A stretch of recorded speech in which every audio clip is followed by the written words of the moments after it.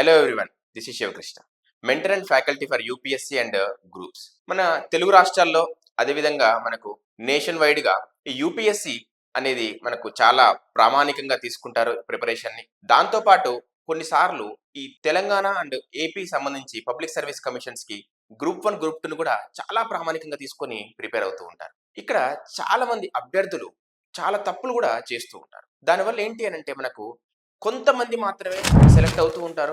Course ఆ ఉన్న పోస్టులకు మాత్రమే సెలెక్ట్ అవుతారు. అది అందరికీ తెలిసిందే. కాకపోతే ఇక్కడ మనం ఎందుకు ఆ లిస్ట్‌లో లేము అని చెప్పేసేసి చాలా మంది ఫీల్ అవుతూ ఉంటారు. అయితే దీనికి ఎలాంటి కారణాలు ఉండొచ్చు? అదే విధంగా ఎలాంటి తప్పులు చేయడం వల్ల చాలా మంది ఈ అవకాశాన్ని కోల్పోతున్నారు అని చెప్పేసేసి మనం ఒకసారి చూద్దాం. ముఖ్యంగా ఈ యూపీఎస్సీ వచ్చేసరికి ఈ సివిల్స్ ప్రిలిమ్స్ ఈ మధ్యనే మనకు అయిపోయింది. అందరికీ తెలిసిందే. 25థ్ మే అయిపోయింది. హార్డ్‌లీ ఒక 500-600 మంది మన తెలుగు స్టేట్స్ నుంచి సెలెక్ట్ అవ్వచ్చు మెయిన్స్‌కి. ఆ మెయిన్స్ నుంచి ఇంటర్వ్యూ తర్వాత చూస్తే ఒక 20-30 మంది కంటే ఎక్కువగా కనపడరు. అదే విధంగా గ్రూప్ 1 చూస్తే కూడా ఈ మధ్య కాలంలోనే ఏపీఎస్‌సీ గ్రూప్ 1 మెయిన్స్ అయిపోయింది. కేవలం 89 పోస్టులు మాత్రమే ఉన్నాయి. తెలంగాణ పబ్లిక్ సర్వీస్ కమిషన్ చూస్తే 563 పోస్టులున్నాయి. ఇవి కాకుండా మిగతా గ్రూప్ 2, గ్రూప్ 3 కూడా చాలా లిమిటెడ్‌గానే ఉన్నాయి. ఓవరాల్‌గా ఒక 2000 పైన మాత్రమే మనకు ఇవి కనిపిస్తూ ఉన్నాయి. కానీ ఇక్కడ అప్లై చేసిన అభ్యర్థులు మాత్రం లక్షల్లో ఉన్నారు. ఇంతమంది అభ్యర్థుల్లో నుంచి కేవలం ఒక 500 మంది, ఒక 1000 మంది మాత్రమే ఇక్కడ ఈ పోస్టులు సాధించగలరు. అఫ్‌కోర్స్ అంతకంటే ఎక్కువ సాధించడానికి కూడా అవకాశాలు లేవు. ఎందుకంటే ఉన్న పోస్టులే అన్ని. కానీ అందులో మనం ఎందుకు ఉండకూడదని ప్రతి ఒక్కరికి అనిపిస్తుంది. కానీ ఎలాంటి తప్పులు చేయడం వల్ల అందులో ఉండలేకపోతున్నారు అని చెప్పేసేసి ఇక్కడ తెలుసుకోవడం చాలా చాలా ఇంపార్టెంట్. సో దానికోసమే ఇక్కడ రిపిటీషన్ బ్యాచ్ అని చెప్పేసేసి ఒకటి రన్ చేస్తూ ఉన్నాం. ఇక్కడ ఏంటి అంటే ఎవరైతే చిన్న చిన్న మిస్టేక్స్ ద్వారా ఎవరైతే వాళ్ళ అవకాశాన్ని కోల్పోతారో, ఎవరైతే కేవలం ఈ పరిస్థితుల ప్రభావం వల్ల వాళ్ళ అవకాశాలు కోల్పోతారో అలాంటి వారి కోసమే ఈ ప్రోగ్రామ్. జనరల్‌గా అసలు రిపిటీషన్ వల్ల ఎలాంటి ఉపయోగాలుంటాయి? ఆ రిపిటీషన్ గూడా ఎలా చేయాలి? ఎలాంటి గైడెన్స్ అవసరం? టెస్ట్ సీరీస్ రాయాలా? రాస్తే ఎలాంటి టెస్ట్ సీరీస్ రాయాలి? అదేవిధంగా మనం ఎలాంటి మెంటార్‌ని సెలెక్ట్ చేసుకోవాలి? ఆ మెంటార్, ఆ గైడ్ ఎలా మనల్ని గైడ్ చేయాలి? ఇవన్నీ గూడా చాలా చాలా ఇంపార్టెంట్. లేదంటే మళ్ళీ ఇంకొక అటెంప్ట్ మాత్రం ఇవ్వాల్సిందే. ముఖ్యంగా యూపీఎస్‌సి చూస్తే ఇక్కడేంటి అంటే మనకు ఈ 1 ఇయర్ చాలా మంది కోచింగ్ తీసుకుంటూ ఉంటారు. కోచింగ్ తీసుకోంగానే ఏదో ఐఏఎస్ వచ్చేసిన రేంజ్‌లో ఫీల్ అవుతూ ఉంటారు. కానీ ఇక్కడ కోచింగ్ కేవలం మిమ్మల్ని పరిచయం చేస్తుంది ఎగ్జామ్‌కి. అంతేగాని ఎగ్జామ్ ఏంటో మీకు తెలీదు. ఇక్కడ ఎగ్జామ్ ఏంటో మీకు తెలిస్తేనే ఇక్కడ మీరు సాధించగలుగుతారు. దానివల్ల చాలామంది ఇక్కడ అవకాశం కోల్పోతున్నారు. కొంతమందైతే దాన్ని అసలు రియలైజ్ అవ్వలేకపోతున్నారు. ఇక్కడ ఒక గైడ్, ఒక మెంటార్ అనేవాళ్ళు చాలా చాలా ఇంపార్టెంట్. నా పర్సనల్ ఎక్స్‌పీరియన్సే నేను మీతోని షేర్ చేసుకుంటే, ఇక్కడ చాలామంది ఈరోజు మన దగ్గర అభ్యర్థులున్నారు. వాళ్ళు చిన్న చిన్న మిస్టేక్స్ వల్ల కొన్నిసార్లు ఆన్సర్ రైటింగ్ సరిగ్గా ప్రాక్టీస్ చేయకపోవడం వల్ల, ఆన్సర్ రైటింగ్ ప్రాక్టీస్ చేసినా వాటిని సరిగ్గా వాల్యుయేషన్ చేయించుకోకపోవడం వల్ల కూడా ఇక్కడ అవకాశాన్ని కోల్పోయిన వాళ్ళు వందల మంది ఉన్నారు. సో, ఇక్కడ మీరు ఇవన్నీ కూడా అవాయిడ్ చేస్తూ ఒక మంచి అటెంప్ట్ ఇవ్వాలి. తప్పకుండా నేను క్వాలిఫై అవ్వాలి అని అనుకుంటే మాత్రం మీరు ఒక మంచి మెంటార్‌ని, గైడ్‌ని మాత్రం సెలెక్ట్ చేసుకోండి. ఇదొకటి.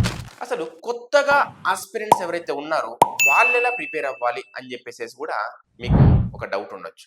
కొత్తగా ప్రిపేర్ అయ్యే ఆస్పిరెంట్ ఇక్కడ ముందుగా తెలుసుకోవాల్సిన విషయం ఏంటంటే, అతనికి కొన్ని మినిమమ్ క్వాలిఫికేషన్స్ ఉన్నాయా? లేవా? అని చెప్పేసి ఒకసారి చూసుకోవాలి. ఇక్కడ ఏదీ రాకపోతే నాకు సివిల్స్ కోచింగ్‌కొస్తాను అంటే నాకిక్కడ జాబ్ ప్లేస్‌మెంట్ రాకపోతేనో, లేకపోతే నేను యూఎస్ ఎళ్ళలేకపోతేనో, ఇంకేదైనా అవకాశం కోల్పోతేనే నేను ఇటు యూపీఎస్సీ ప్రిపరేషన్‌కొస్తాను అని అనుకుంటే మాత్రం అది మీరు తప్పు చేసినట్టే. దీన్ని ఒక ఛాన్స్ లాగా కాకుండా, ఒక చాయిస్ లాగా తీసుకొని మీరు రావాలి ప్రిపరేషన్ కోసం. అప్పుడే దీన్నొక యజ్ఞంలాగా మీరు చేయగలుగుతారు. అది చాలా చాలా ముఖ్యం. అసలు వచ్చే ముందే చేయాల్సిన పనిది.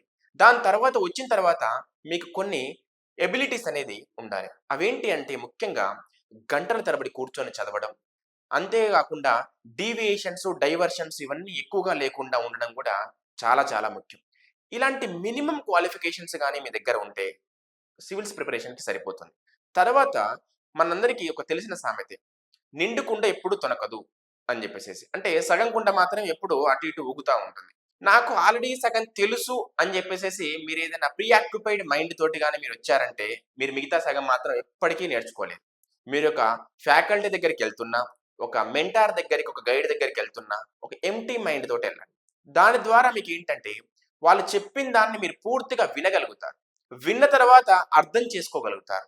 అర్థం చేసుకున్న తర్వాత ఆలోచించగలుగుతారు. ఇది చాలా చాలా ఇంపార్టెంట్. అంటే ముందు మన చెవులు పనిచేయాలి. తర్వాత మన బ్రెయిన్ పనిచేయాలి. తర్వాత మన నోరు పనిచేయాలి. ఇలా కాకుండా నేను చూసిన కొంతమంది అభ్యర్థుల్ని చూస్తే ఇక్కడ ఏంటి అంటే వాళ్ళు ముందే ఒక ఆర్గ్యుమెంట్ పెడతారు. వాళ్ళు ఆల్రెడీ కొంత ఏదైతే ఈ సోషల్ మీడియా ద్వారా గానివ్వండి, గూగుల్ ద్వారా గానివ్వండి, ఏదైతే అన్నెసెసరీ ఇన్ఫర్మేషన్ ఏదైతే ఉందో అది బ్రెయిన్‌లో ఎక్కించేసుకొని ఆ ఆర్గ్యుమెంట్‌తోనే నా దగ్గరికొస్తారు. వాళ్ళకు నేను 10 సార్లు చెప్పినా కూడా వాళ్ళ ఆర్గ్యుమెంట్‌ని వాళ్ళు ఎలా జస్టిఫై చేసుకోవాలి అని చెప్పేసి ప్రయత్నం చేస్తారే తప్ప, చెప్పిన దాన్ని మాత్రం అర్థం చేసుకోరు. సో, ఇక్కడ ఒక గైడ్ దగ్గరికి గాని, మెంటార్ దగ్గరికి గాని ఎళ్తున్నప్పుడు ఏంటంటే, మనం ఒక ప్రీ ఆక్యుపైడ్ మైండ్‌తోని గాకుండా, ఒక కంప్లీట్‌గా ఫ్రీ మైండ్ తోటి వెళ్తే ఏంటంటే, చెప్పింది అర్థం చేసుకోగలుగుతాం. సో, ఇవి కొత్త ఆస్పిరెంట్స్ తెలుసుకోవాల్సిన విషయాలు. సో, ఈ విధంగా కొత్త ఆస్పిరెంట్స్ గానివ్వండి, లేదంటే ఆల్రెడీ అటెంప్ట్ ఇచ్చి ఫెయిల్ అయిన అభ్యర్థులు గానివ్వండి, ఇవి గాని ఫాలో అయ్యారనుకోండి, మీరు ముఖ్యంగా ఏం తెలుసుకుంటారంటే, ఎగ్జామ్‌కి ఏం కావాలో ఫస్ట్ తెలుసుకుంటారు. తర్వాత మీరు ఎలా మారాలో నేర్చుకుంటారు. తర్వాత ఎగ్జామ్‌ని ఎలా క్రాక్ చేయాలో తెలుసుకుంటారు. తర్వాత విజయాన్ని అందుకుంటారు. సో, ఈ విధంగా మనం ఏంటి అనంటే, ఒక విషయాన్ని గాని, లేదంటే ఒక పనిని గాని ప్రారంభించేటప్పుడు మనకు ముఖ్యంగా ఫస్టు బేసిక్‌గా మనకేముండాలి అని తెలుసుకోవాలి. దాని తర్వాత దాన్ని ఏ విధంగా నేర్చుకోవాలో తెలుసుకోవాలి. ఆ నేర్చుకోవడానికి ఒక మంచి గైడ్ అవసరం అని తెలుసుకోవాలి. దాంతోటే మీరు విజయాన్ని సాధిస్తారు అని జెప్పేసేసి తెలుసుకోవాలి. Thank you.